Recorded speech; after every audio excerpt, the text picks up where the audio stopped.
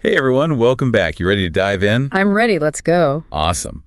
So today we're talking about conscious dating. Sounds interesting. Yeah, we've had all this really cool stuff on it, all this expert advice and different ways to think about dating. But how to be more intentional about it. Exactly. More intentional, more mindful, I like that. So it's not just about swiping left and right. Oh, no, definitely not. It's deeper than that. Definitely. It's about, really understanding what you want. Oh yeah, for sure. And then approaching dating with more self-awareness. I feel like that's so important, right? Knowing yourself first. It's huge because if you don't know yourself, how are you going to find someone who's actually compatible with you?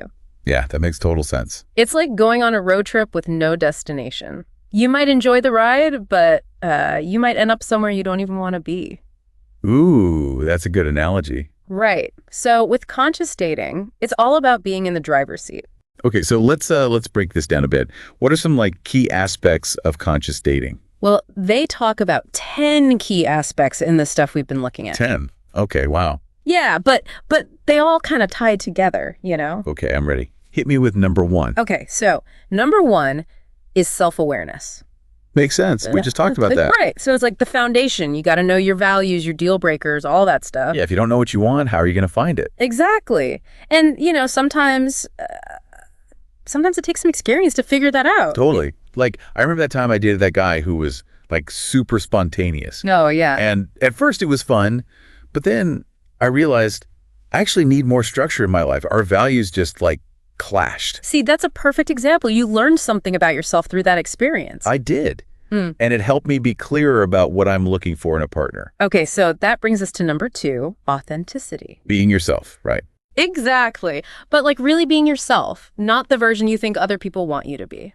I feel like that can be tricky sometimes. Yeah. On a first date, do you really want to reveal everything about yourself? Oh, no. It's not about oversharing. Okay, good. It's about being genuine, letting your true personality shine through. Yeah, because if someone doesn't like the real you, then they're not the right person for you anyway. Exactly. It's a filtering process, I like that. A filter. Right.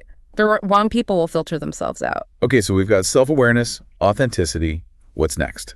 Number 3 is intentionality. Intentionality. Yeah. So being clear about what you want out of each interaction.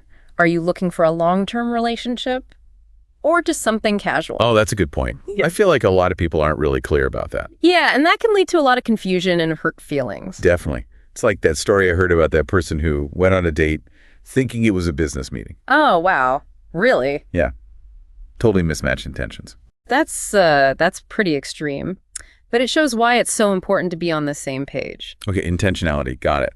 What's number 4? Number 4 is mindfulness. Mindfulness. Okay, I've heard that word a lot lately, but what does it mean in the context of dating? It's about being present on dates, truly listening to the other person, and paying attention to your own feelings. So not just zoning out and hoping for the best. Nope. It's about being engaged, being observant, and noticing those red flags. Oh, red flags. Yeah, I used to be terrible at recognizing those. Really? Yeah, I'd get so caught up in the excitement of a new connection that I'd just ignore any warning signs. I think a lot of people do that. It wasn't until I started really practicing mindfulness that I became more aware of them. That makes sense. Mindfulness helps you see things more clearly. Okay, so mindfulness is key. What's next on the list? Number 5 is emotional maturity. Emotional maturity. Okay, so what does that look like in dating? It's about understanding your own emotional patterns. Do you tend to overgive in relationships? Or are you attracted to emotionally unavailable people? Ooh, those are some tough questions. They are, but they're important to think about. Yeah, because if you're not aware of your patterns, you're more likely to repeat them. Exactly. So conscious dating encourages you to take a look at your past relationships and see if there are any patterns you want to break. Listeners, take a moment to think about that. What are some of your tendencies in relationships? It's good to reflect on that. Okay, moving on to number 6, boundaries. Boundaries, yes. I think that's something a lot of people struggle with. For sure, but boundaries are essential for healthy relationships. So what are some examples of boundaries in dating?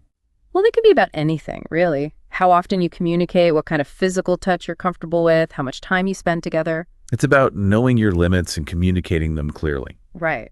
and enforcing them. Yeah, that's the hard part sometimes. It can be. But when you set boundaries, you're showing self-respect. And that attracts respectful partners. Exactly. Okay, on to number 7, growth-oriented. Ooh, I like this one. So it's the idea that in a conscious relationship, both partners support each other's growth. Like they encourage each other to learn and evolve. Yes, they challenge each other to become the best versions of themselves. That sounds amazing. Right. It's not just about finding someone to settle down with. It's about finding someone who helps you grow as a person. So the relationship itself becomes a catalyst for personal development. Exactly. Okay, number 8 is a big one. Avoiding toxic patterns. Oof, yeah. Toxic patterns, we all have them, right? Probably. But conscious dating is about identifying those patterns and making a conscious effort to break free from them. Like if you always seem to fall for emotionally unavailable people, maybe it's time to look at why that is. Right. Or if you find yourself in the same kind of dysfunctional relationship over and over again. Oh, I know someone like that. My friend, she always goes for those charming but narcissistic types. Classic toxic pattern. It is. But thankfully, she's finally starting to recognize it and make some changes. That's great to hear. Okay, number 9 might sound a little counterintuitive. Non-attachment. Non-attachment. So like not getting too attached to the outcome of a date. Exactly. It's about releasing the need to control everything. So like not obsessively checking my phone, waiting for a text back. Exactly. It's about trusting the process and being open to whatever unfolds. Doesn't that make dating less stressful? It can, because you're not putting so much pressure on yourself or the other person. I like that. Okay, last but not least, number 10. Number 10 is connection over compatibility. That's interesting. What's the difference? Well, a lot of people think that compatibility is about having the same hobbies or interests. Yeah, like in the same movies or whatever. Right. But conscious dating says that true connection is much deeper than that. So it's about connecting on a deeper level, like emotionally or intellectually. Exactly. It's about finding someone who sees you, understands you, and values you for who you are. That sounds way more fulfilling than just having the same taste in music. It is. And it's what conscious dating is all about. So listeners, ask yourself, what kind of connection are you seeking? What truly matters to you in a relationship? Those are great questions to ponder. So there you have it, folks. Conscious dating. It's about intention, awareness, and approaching dating with a mindful and heart-centered approach. And remember, these principles can be applied to all relationships, not just romantic ones. That's such a good point. Being mindful, communicative, and respectful can enhance any relationship. Exactly. It's about bringing your best self to every interaction. Absolutely. Well, that's all the time we have for today. It flew by. It did. But we hope you found this deep dive into conscious dating helpful. And we wish you all the best on your journey toward more fulfilling relationships. Until next time. Bye, everyone.